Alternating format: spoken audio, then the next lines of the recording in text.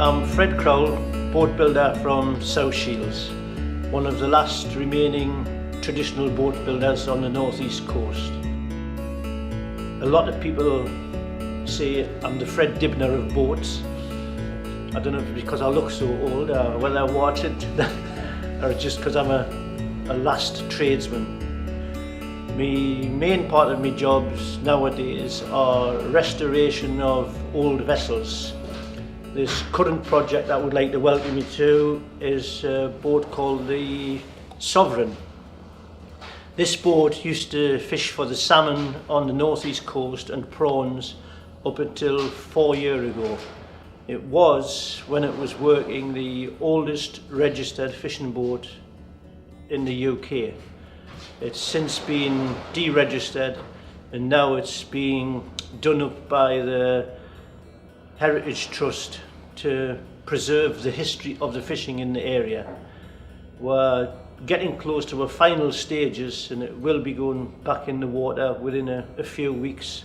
This one came in June. It's been quite a major project because we've had to totally re-nail the hull. About 2,000 4-inch nails have gone in the hull. Top rails, decking repair, beams, new fuel tanks. It's been re-engined, and new wheelhouse has been made, and hatches, fittings for masts. Basically, the top 18 inches of the vessel right round has been replaced. But it's been a good job, and it's a learning job, and Peter from the Trust works alongside of me and a few volunteers, so I have been passing on some of my skills to these lads. So when I've eventually popped my clogs or whatever, retire, the lads will have the capability of keeping the restoration project on themselves with some of the skills I've handed on to them. I started serving my time at 15 and a half at Robson's Boat Builders in South Shields. I did 20 odd years for them. Served my time building ships' lifeboats, wooden lifeboats, before fiberglass took over, and then they moved on to fishing vessels and various harbour facility vessels. I've built several vessels myself in the last few years, but now, due to cutbacks and decommissioning of the fishing industry, it's restoration projects that are keeping things going.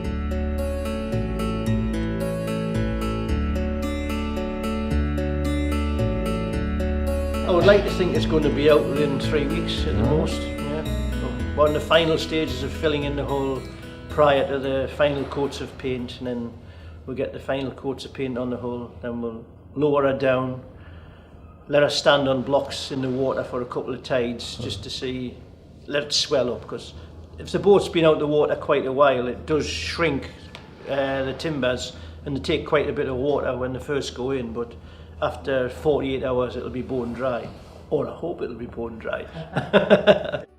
When it gets outside, if we've got time, we will have new masts made for her as well, and then when it goes out we'll erect the new masts and get everything up in place. We'll be recycling some telegraph poles to make the masts, which we have done in the past, so there's quite a bit of planing down from a telegraph pole to the mast, but we'll get it done.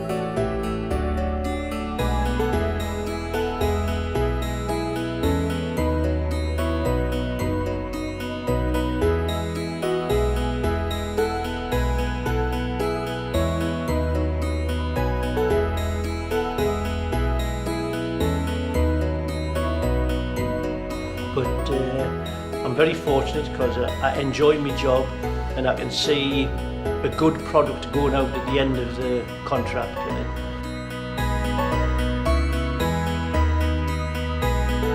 It's quite pleasing, quite satisfying to go on the river at other occasions and recognise vessels that I've worked on and they're still going, they're being saved.